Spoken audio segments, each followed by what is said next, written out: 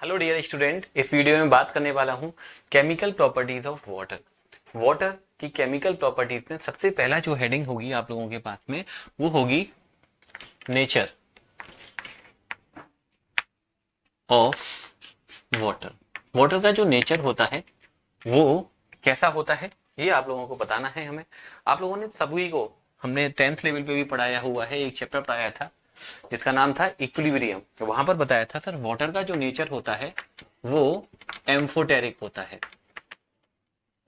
कैसा होता है? एम्फोटेरिक। ठीक है। अब आप सोचोगे सर ये एम्फोटेरिक वर्ड का मतलब क्या होता है, हमने बताया हुआ है सर।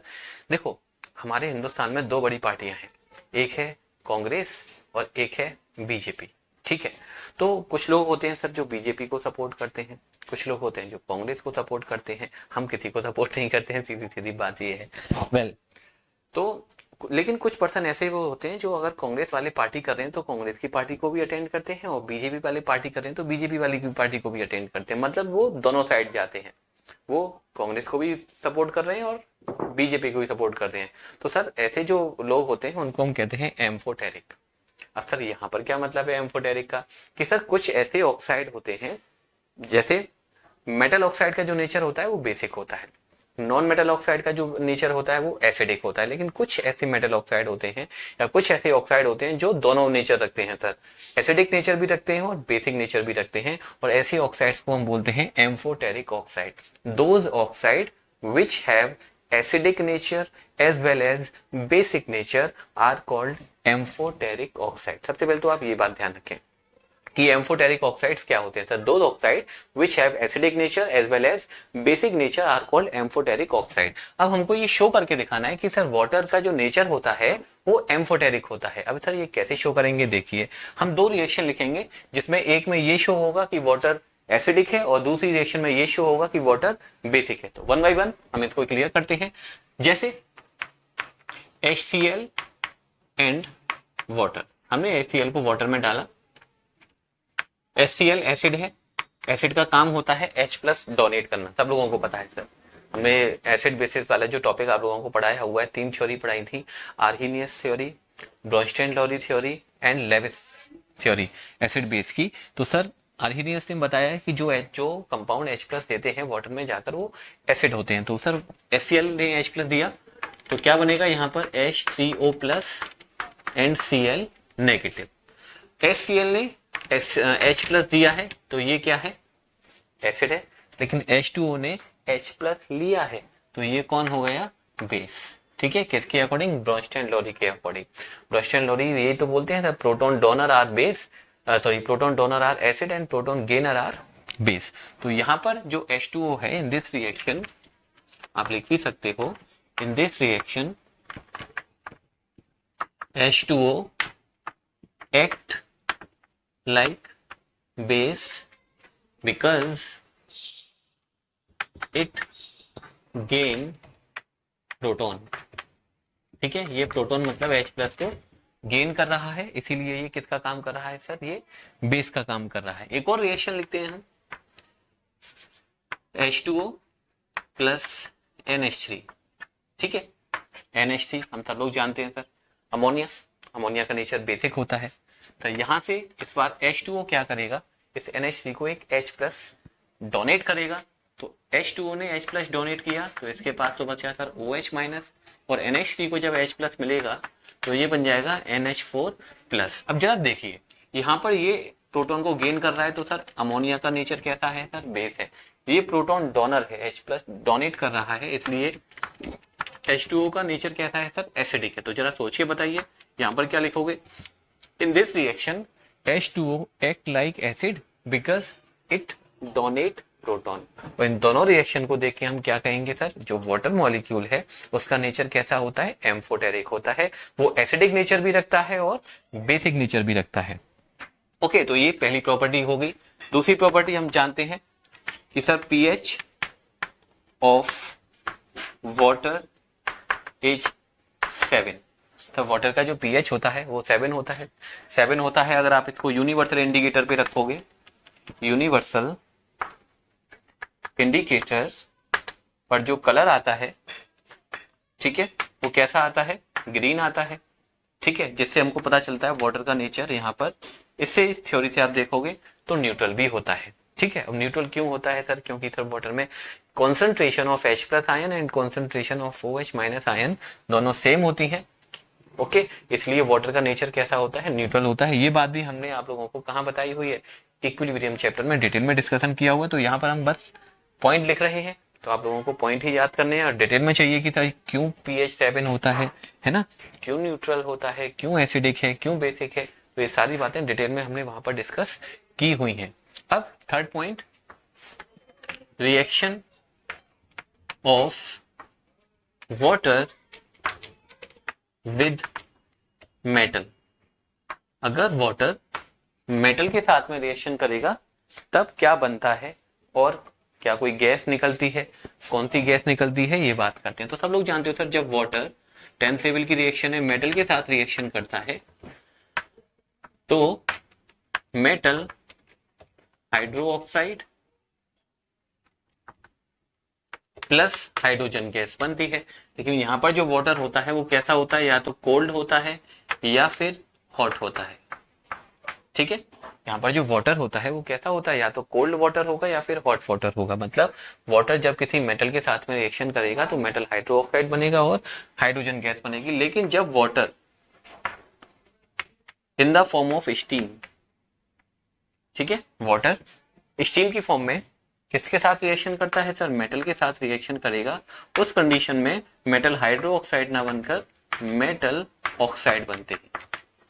ठीक है, गैस हाइड्रोजन ही निकलती है, गैस में कोई चेंज नहीं है, गैस हाइड्रोजन ही निकलेगी। तो सबसे पहले तो आप बेसिक बात ध्यान रखो कि जब वाटर मेटल के साथ रिएक्शन करता है तो दो पॉसिबिलिटी होती है, it can form metal oxide और metal hydroxide and plus hydrogen gas is evolve. And in which condition metal hydroxide will form? In which condition metal oxide will form? If you are taking the water in the form of cold and hot form, then it will form metal hydroxide. And if you are taking water in the form of steam, then it will form metal oxide. है ना? अगर आपको एक reaction ध्यान हो, जब हमने hydrogen gas को प्रिपरेशन करने के मेथड बताए थे तो उसमें एक मेथड यही था कि सर आयरन की रिएक्शन की गई थी मेटल की फॉर्म में हमने आयरन लिया था, वाटर की फॉर्म में स्टीम। आयरन की रिएक्शन स्टीम से कराई गई थी, तब क्या बना था? हाइड्रोजन गैस बनी थी प्रिपरेशन में। आई थिंक लेन प्रोसेस था इसका नाम। तो चलो कुछ एग्जांपल लिखते हैं। अब आप सोचोगे सर ऐसी कौन से मेटल हैं जो कोल्ड वाटर के साथ रिएक्शन करेंगे, ऐसे कौन से मेटल हैं जो स्टीम के साथ रिएक्शन करेंगे? तो answer is very easy, reactivity series of metal सबने पढ़ी हुई है, 10th लेवल पे हमने आप लोगों को पढ़ाई हुई है। कैसे पढ़ाई हुई है? सबसे टॉप पर सबसे ज्यादा reactive metal sir sodium, potassium, calcium, magnesium, aluminium, zinc, iron, tin, lead, hydrogen, copper, mercury, silver, gold and platinum. ये रिएक्टिविटी सीरीज ऑफ मेटल है। जो सबसे टॉप पर मेटल है सर वो सबसे ज्यादा रिएक्टिव है। जैसे जैसे हम नीचे चल रहे हैं तो रिएक्टिविटी मेटल की क्या होती जा रही है? कम होती जा रही है। तो सिंपल सी बात है, जो हाईएस्ट रिएक्टिव मेटल है वो सर कोल्ड वाटर के साथ में ही रिएक्शन कर लेंगी। जैसे सोडियम है, पोटेशियम है, कैल्शियम है, ये इनके लिए पानी कोल्ड वाटर में ही। हमने एक एक्सपेरिमेंट भी किया हुआ था सोडियम को लेके, अगर आपने कभी देखा हो। सोडियम को हमने पानी में डाला था और पानी में आग लग गई थी और वो ब्लास्ट भी हो गया था, क्योंकि सोडियम की तरह जो रिएक्टिविटी होती है वो बहुत ज्यादा होती है, बहुत हाई रिएक्टिव होता है, इसलिए पानी के साथ में वायलेंटली रिएक्शन करता है। इसलिए कभी भी सोडियम और पोटेशियम को हम वाटर में स्टोर नहीं करते, इनफैक्ट एयर में भी स्टोर नहीं करते हैं, क्योंकि सोडियम पोटेशियम तक एयर में ऑक्सीजन होती है, नाइट्रोजन होती है, बहुत सारी गैसेस होती हैं, किसी ना किसी गैस के साथ में रिएक्शन कर लेता है, इसलिए बेकार हो जाता है। तो सोडियम को, पोटेशियम को, लिथियम को हम केरोसिन ऑयल में स्टोर करते हैं ना। 10th लेवल में हमने ये बात आप लोगों को बताई हुई है। तो ध्यान रखें, जो कोल्ड वाटर ये पोटेशियम है, ठीक है, पोटेशियम को अगर आप ठंडे पानी में भी डालोगे तो क्या होगा? मेटल हाइड्रो ऑक्साइड बनेगा, KOH, गैस निकलेगी हाइड्रोजन। रिएक्शन को बैलेंस आप खुद करिएगा, बैलेंस करने के पीछे हम नहीं जा रहे हैं। अगर आप सोडियम, ठीक है, सोडियम भी कैसी है? हाई रिएक्टिव मेटल है, तो यहाँ पर भी आप पानी के साथ रिएक्शन करोगे, पानी कोल्ड होना चाहिए, तो सर NaOH प्लस गैस निकलेगी, ठीक है, हाइड्रोजन। ये तो हो गई हाई रिएक्टिव मेटल। थोड़ा मैग्नीशियम के बारे में बात करते हैं। सर मैग्नीशियम दोनों के साथ में रिएक्शन कर लेता है। मैग्नीशियम के साथ में अगर पानी कोल्ड है, नहीं, मैग्नीशियम को पानी हॉट चाहिए होता है, ठीक है। अगर आप मैग्नीशियम रिबन को ठंडे पानी में डाल दोगे तो कोई रिएक्शन नहीं होगी। मैग्नीशियम थोड़ा सा कम रिएक्टिव हो गया, इसलिए पानी को क्या करना पड़ेगा, आपको गर्म करना पड़ेगा। और जब पानी हॉट है, ठीक है, ध्यान रखें, पानी कोल्ड हो चाहे हॉट हो, दोनों ही कंडीशन में हाइड्रो ऑक्साइड बनते हैं। मैग्नीशियम हाइड्रो ऑक्साइड का formula MgOH whole twice, gas निकलेगी हाइड्रोजन, लेकिन जो मैग्नीशियम है वो स्टीम के साथ भी रिएक्शन कर लेता है, ध्यान रखिएगा। मैग्नीशियम के बारे में थोड़ी स्पेशल बात हम यहाँ पर एक आप लोगों के लिए स्माइली बना दे रहे हैं, ठीक है, ध्यान रखिएगा। मैग्नीशियम हॉट वाटर के साथ भी रिएक्शन कर लेता है और मैग्नीशियम स्टीम के साथ भी रिएक्शन कर लेता है। हॉट वाटर के साथ रिएक्शन कर रहा है, मैग्नीशियम हाइड्रोक्साइड बना लेगा, लेकिन अगर स्टीम के साथ रिएक्शन कर रहा है तो मेटल ऑक्साइड बनाएगा, MgO, गैस सर हाइड्रोजन ही निकलेगी, ठीक है। और नीचे आइए सर, एल्यूमिनियम है, जिंक है, आयरन है, आयरन की रिएक्शन लिख लीजिए। आयरन के लिए ठंडा पानी चाहिएगा, हॉट वाटर चाहिएगा या स्टीम चाहिएगा, तो सर मैग्नीशियम के नीचे जब आप चलोगे तो फिर स्टीम चाहिए, ठीक है, उसके लिए ठंडे पानी से काम नहीं चलेगा। तो जब आयरन स्टीम के साथ में रिएक्शन करता है, ठीक है, तो आयरन ऑक्साइड बनेगा, Fe3O4, iron second third oxide बोलते हैं। गैस यहाँ पर भी हाइड्रोजन ही निकलनी है। तो सर ये बात क्लियर हो गई। जब वाटर मेटल के साथ रिएक्शन करेगा तब क्या होगा सर, मेटल दो पॉसिबिलिटी है, मेटल हाइड्रो ऑक्साइड भी बन सकते हैं और मेटल ऑक्साइड भी बन सकते हैं। अगर पानी ठंडा है या गर्म है तो मेटल हाइड्रो ऑक्साइड बनेगा, गैस हाइड्रोजन निकलेगी। और अगर पानी स्टीम की फॉर्म में है तब मेटल ऑक्साइड बनेंगे, गैस हाइड्रोजन बनेगी। सर कौन से ऐसे मेटल है जो ठंडे पानी के साथ रिएक्शन करेंगे, कौन से ऐसे मेटल है जो गर्म पानी के साथ रिएक्शन करेंगे, कौन से ऐसे मेटल है जो स्टीम के साथ रिएक्शन करेंगे। तो जो टॉप रिएक्टिविटी सीरीज में टॉप पर मेटल है सर, उनके लिए पानी ठंडा लगाइए, काम चलेगा। मैग्नीशियम है, मैग्नीशियम के लिए पानी गर्म लगा सकते हैं और स्टीम की फॉर्म में भी दे सकते हैं, लेकिन ध्यान रखें अगर गर्म पानी है तो हाइड्रोक्साइड बनेगा, स्टीम है तो ऑक्साइड बनेगा। और बाकी के ये जो मेटल है इनके लिए आप लोगों को स्टीम लगानी पड़ती है। और ज्यादा नीचे आ जाओगे जैसे कॉपर, मरकरी, इनको आप पानी से रिएक्शन कराओगे, चाहे ठंडे पानी से कराओ, चाहे हॉट वाटर से कराओ, चाहे स्टीम से कराओ, ये किसी भी फॉर्म में पानी के साथ में रिएक्शन नहीं करते हैं। ओके, तो ये हो गई reaction of metal with, reaction of water with metal. अब नेक्स्ट प्रॉपर्टी पढ़ते हैं, रिएक्शन ऑफ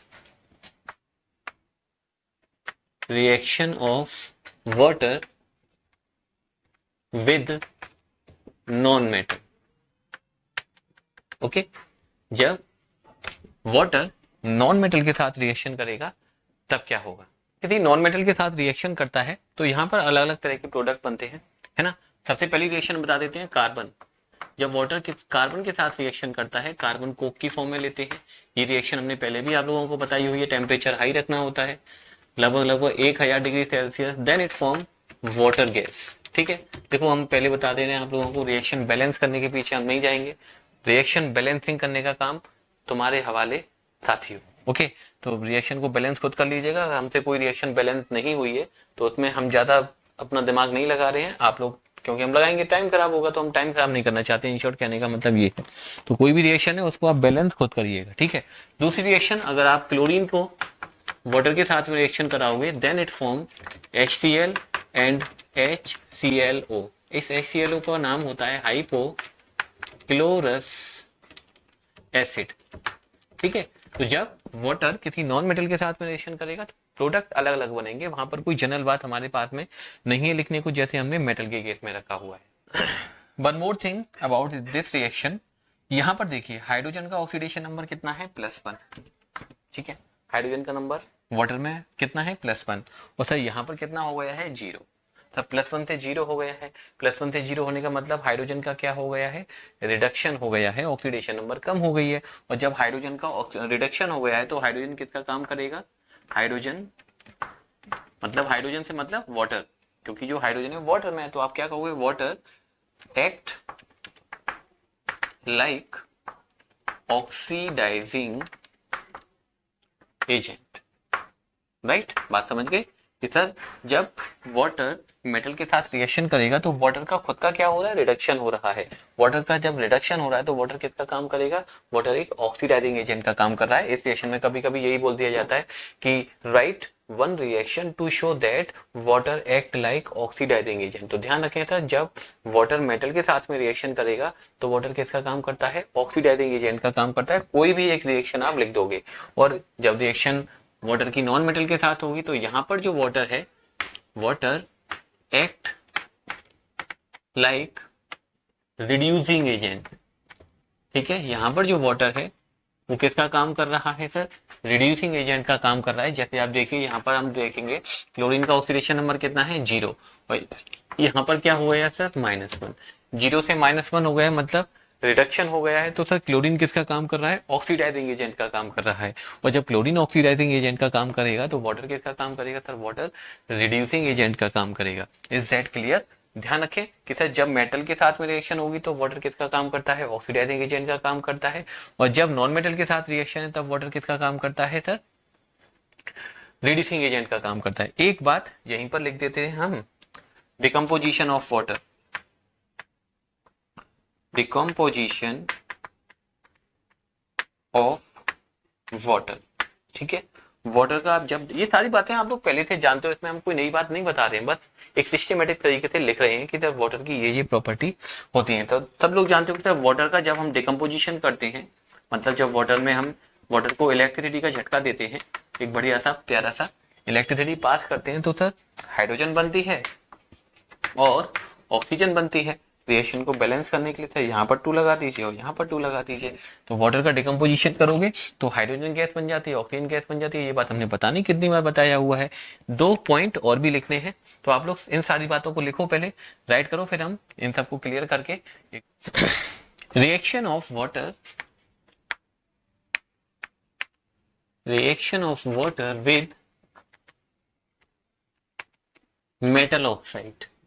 जब वाटर किसी मेटल ऑक्साइड के साथ रिएक्शन करता है तब वहां पर आप लोगों को क्या प्रोडक्ट देखने को मिलेगा? सब लोग जानते हो सर मेटल ऑक्साइड का जो नेचर होता है वो बेसिक होता है, और इस बात को हमें शो करना होता है। तो क्या करते हैं हम? पानी के साथ में रिएक्शन कराते हैं मेटल ऑक्साइड की। जैसे सोडियम ऑक्साइड लिया मैंने, सोडियम ऑक्साइड को अगर आप पानी के साथ रिएक्शन कराओगे तो क्या बन जाएगा सर? सोडियम हाइड्रो ऑक्साइड बन जाएगा। इससे पता चल रहा है ना कि मेटल ऑक्साइड का जो नेचर होता है वो कैसा होता है? बेसिक होता है, क्योंकि ये बेस बना रहे हैं। कोई भी आप देख सकते हो, पोटेशियम ऑक्साइड लिया आप लोगों ने K2O, तब भी क्या होगा सर? हाइड्रो ऑक्साइड KOH बन जाएगा। तो ध्यान रखो कि जब किसी मेटल ऑक्साइड को हम पानी के साथ रिएक्शन कराते हैं तो क्या बना लेते हैं सर? मेटल हाइड्रो ऑक्साइड बना लेते हैं, राइट। और इसी से हमको पता भी चल रहा है कि मेटल ऑक्साइड का जो नेचर होता है वो कैसा होता है? बेसिक होता है। आप एल्यूमिनियम ऑक्साइड ले सकते हो। एल्यूमिनियम ऑक्साइड का रिएक्शन अगर आप पानी के साथ रिएक्शन कराएंगे तो sir AlOH whole thrice aluminium hydro oxide बन जाएगा। इस रिएक्शन से हमको पता चल रहा है कि एल्यूमिनियम ऑक्साइड का जो नेचर है वो कैसा है? बेसिक है। ध्यान रखें कि सर मेटल ऑक्साइड का नेचर कैसा होता है? बेसिक होता है। इसी तरह से जब वाटर नॉन मेटल ऑक्साइड के साथ में रिएक्शन करेगा, reaction of water with non metal oxide, जब वाटर किसी नॉन मेटल ऑक्साइड के साथ में रिएक्शन करता है, जैसे मान लीजिए आपके पास में सल्फर डाइऑक्साइड है, सल्फर हम जानते हैं नॉन मेटल है। जब सल्फर डाइऑक्साइड की रिएक्शन वाटर के साथ कराएंगे then it form H2SO3। H2SO4 तो सल्फ्यूरिक एसिड होता है, लेकिन H2SO3 होता है सल्फ्यूरस एसिड। ठीक है, ध्यान रखिएगा। H2SO4 और H2SO3। H2SO4 is sulphuric acid जो कि एक स्ट्रॉन्ग एसिड होता है। H2SO3 सल्फ्यूरस एसिड होता है, ये वीक एसिड की कैटेगरी में आता है। कार्बन डाइऑक्साइड की रिएक्शन करा दीजिए, ये भी एक नॉन मेटल ऑक्साइड है सर, ठीक है, ये भी एसिड है। तो इसका मतलब कि सल्फर डाइऑक्साइड का जो नेचर है वो कहता है एसिडिक है। बहुत सारी बातें होती हैं, हम बता सकते हैं टाइम टू टाइम आप लोगों को साथ। जब कार्बन डाइऑक्साइड वाटर के साथ रिएक्शन कराता है तब बनता है H2CO3, इसको नाम बोलते हैं हम कार्बोनिक एसिड। ठीक है, सब लोगों को पता है था, कोल्ड ड्रिंक वगैरह जो आप लोग पीते हो, soft drink, Coca Cola, Thums Up वगैरह, उन सब में कार्बन डाइऑक्साइड गैस होती है, पानी होता ही है, तो वहां पर भी ये कार्बोनिक एसिड प्रेजेंट होता है। अगर आप नाइट्रोजन ऑक्साइड की रिएक्शन N2O5 की रिएक्शन पानी के साथ करा रहे हो देन तब भी ये क्या बना लेता है? ये बना लेता है नाइट्रिक एसिड HNO3, इसको बोलते हैं नाइट्रिक एसिड। एक बात ध्यान रखना बच्चों, ये रिएक्शन हमने बैलेंस नहीं की हुई है, हमने पहले भी बताया हुआ है, बैलेंसिंग का काम तुम्हारे हवाले साथियों। तो ये हो गई प्रॉपर्टीज ऑफ वाटर कि सर वाटर का नेचर एसिडिक होता है, बेसिक होता है, मतलब एम्फोटेरिक होता है, वाटर का pH 7 होता है, वाटर की शेप के बारे में डिस्कशन किया, वाटर मेटल के साथ रिएक्शन करेगा तब क्या होगा, वाटर नॉन मेटल के साथ रिएक्शन करेगा तब क्या होगा, वाटर मेटल ऑक्साइड के साथ रिएक्शन करेगा तब क्या होगा, मेटल नॉन मेटल ऑक्साइड के। आपको हेडिंग पढ़नी है, हेडिंग ध्यान रखनी है, रिएक्शन तो बनानी आनी चाहिए, रिएक्शन को याद नहीं करना है। फिर हम रिएक्शन याद करते रहेंगे तो सर कितनी रिएक्शन को हम याद कर पाएंगे? तो रिएक्शन याद करने की जरूरत नहीं है, आप लोगों को ध्यान रखें। हेडिंग को बारे में ध्यान रखना है कि सर इस हेडिंग में हमने ये बात बताई है, इस हेडिंग में ये बात बताई है।